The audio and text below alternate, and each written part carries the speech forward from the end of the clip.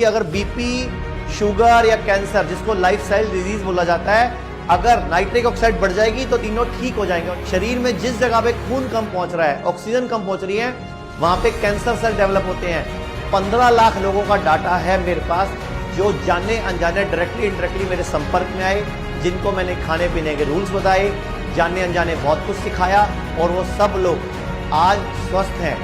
मैं सिर्फ आपसे एक सवाल पूछना चाह रहा हूं कि मनुष्य, मानव जाति आज के समय में क्या ज्यादा खा कर बीमार हो रही है, या बिना खाए बीमार हो रही है, या गलत खाने की वजह से बीमार हो रही है? तो मैं आपका ध्यान लेके जाना चाहूंगा 3 स्टडीज की तरफ।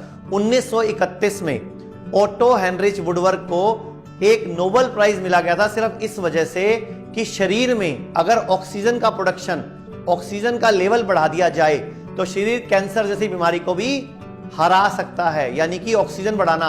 इसीलिए प्राणायाम और एक्सरसाइज, योगा करना हमें स्वस्थ बनाता है। फिर 1998 में आते हैं लुइस जे इग्नारो, जो न्यूयॉर्क के हैं, उनको भी नोबेल प्राइज मिला। किस बात के लिए? कि शरीर में नाइट्रिक ऑक्साइड का प्रोडक्शन बढ़ा दो, यानी कि वाइसोडिलेशन हो जाता है उससे।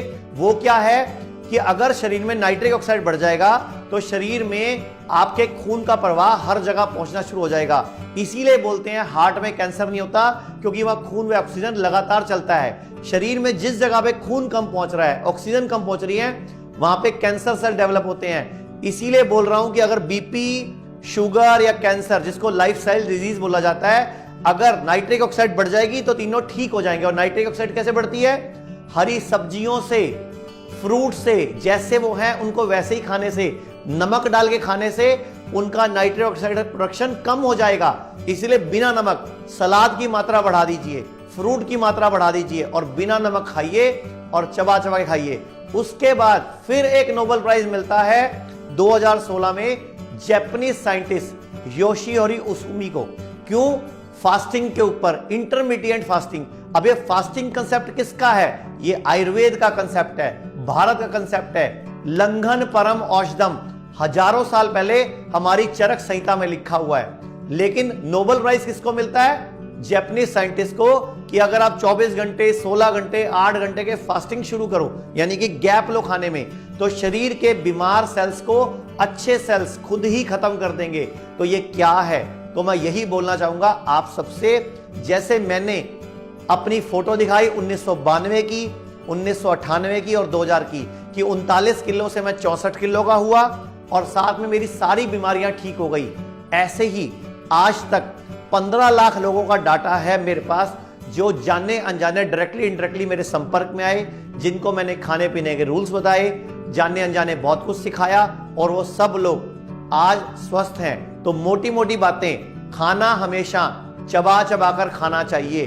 अंगूठे के नाखून जितनी बाइट, इससे बड़ी बाइट खाने की नहीं होनी चाहिए।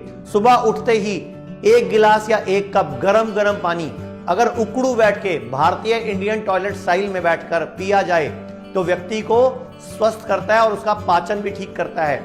उसके बाद नाश्ते में 12 बजे से पहले अगर एक बड़ी प्लेट, जितना आपका वजन गुणा 10 ग्राम फ्रूट्स खाए जाएं, तो आपकी शुगर भी रिवर्स हो सकती है। ऐसे ही दोपहर में लंच करने पर से पहले आप जो खाते हो उससे आपके वजन गुणा 5 ग्राम 3 से 4 तरह की सलाद खाएं सीजन की। यह जरूर ध्यान रखना कि जो भी फ्रूट और सैलड हम खाएं वो सीजन का हो। और आयुर्वेद कहता है कि अगर खाना पके हुए 3 घंटे से ज्यादा हो चुका है तो वो खाना खाने के लिए नहीं होता। लेकिन आपके घर में बिस्किट, ब्रेड, भुजिया, हर तरह का पैक्ड फूड आ रहा है, तो अगर आप बीमारी को रिवर्स करना चाहते हो, शरीर को हीलिंग मोड में डालना चाहते हो, तो आपको कुछ टाइम के लिए वो खाने बंद करने पड़ेंगे जो बासी कहलाते हैं, जो लेट हजम होते हैं। इसी तरह सूरज डूबने के बाद कोशिश करिए खाना नहीं खाइए। और एक बहुत जरूरी पॉइंट, जब भी आप सोते हैं आपका सिर पूर्व में या दक्षिण में होना चाहिए, यानी कि ईस्ट में या साउथ में होना चाहिए। जिधर सूरज उगता है वो पूरब है और उसकी राइट साइड दक्षिण है। और जब भी आप लेटते हैं तो बाईं करवट लेटिए, यानी कि लेफ्ट साइड करवट लेकर लेटिए।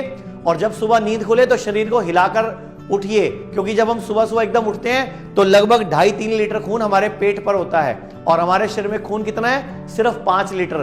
तो हमारे घुटनों में, एड़ी में, ब्रेन में, हार्ट में कम होता है। इसीलिए सुबह सुबह हार्ट अटैक ज्यादा पड़ता है। डिस्क प्रॉब्लम ज्यादा होती है। तो ये सब अगर आप नियम अपनाएंगे और खाने को ही अपनी मेडिसिन बनाएंगे, और आप याद कीजिए आपके घर में जब कोई पेट बीमार पड़ता है तो क्या करता है, 2 से 3 दिन के लिए खाना छोड़ देता है। अब आप बोलोगे शुगर है फास्टिंग में कम आ सकती है, नहीं, आप फ्रूट्स खाइए, सैलड खाइए, नारियल पानी पीजिए, कंप्लीट फूड लीजिए। दालों को भी खाना है तो अंकुरित करके खाइए। अगर हम सब लोग खाने पीने को ठीक कर देंगे तो हम हजारों अरबों करोड़ रुपए का जो मेडिकल इंडस्ट्री पर हमारा खर्चा होता है, इंश्योरेंस कंपनियां घाटे में चली जाती है क्योंकि लोगों को पे करना पड़ता है, तो ये सब हम बचा सकते हैं। Thank you.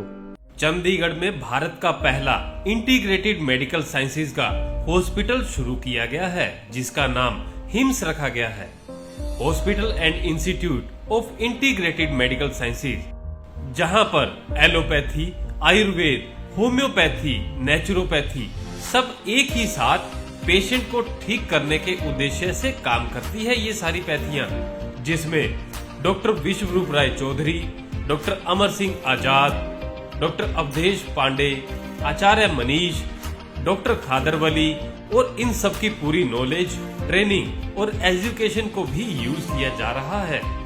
फिर चाहे आपकी बीमारी छोटी हो या बड़ी, चाहे लीवर फेल हो, किडनी खराब हो, हार्ट की प्रॉब्लम हो, जोड़ों का दर्द, ऑटो इम्यून डिजीज हो, या फिर स्टेज 4 कैंसर ही क्यों ना हो, या कोई ऐसी बीमारी जिसको आपके डॉक्टर ने लाइलाज बता दिया हो, या फिर उस बीमारी का हल ऑपरेशन बताया हो, तो इन सभी समस्याओं का सही समय पर अगर समाधान किया जाए तो आपकी बीमारी का जड़ से समाधान हो सकता है। अगर आप भी हैं किसी बीमारी से परेशान, तो आप इस हिम्स हॉस्पिटल के अंदर आकर के अपनी बीमारी का जड़ से समाधान कर सकते हैं। 70 बेड के इस हॉस्पिटल के अंदर खाने पीने से लेके रहने तक का भी सारा इंतजाम किया गया है। अभी भारत के अंदर पटियाला, जीरकपुर, चंडीगढ़, डेराबस्सी और दिल्ली के अंदर 14 क्लिनिक शुरू हो चुके हैं, जहां पर सिर्फ खान पान और आपकी लाइफस्टाइल को चेंज करके आपकी बीमारियों को रिवर्स करना सिखाया जाता है, और आपको अपना डॉक्टर खुद बनाया जाता है, ताकि आप या आपके परिवार के अंदर किसी को कोई भी बीमारी आ गई है तो उसे कैसे निजात पा सकते हैं, और भविष्य में और कोई बड़ी बीमारी या छोटी बीमारी ना आए, उससे भी कैसे बचा जा सकता है, उसके बारे में भी आपको सिखाया जाता है। अगर आप या आपका कोई किसी भी गंभीर बीमारी से परेशान है तो स्क्रीन पर दिए गए नंबर पर संपर्क करें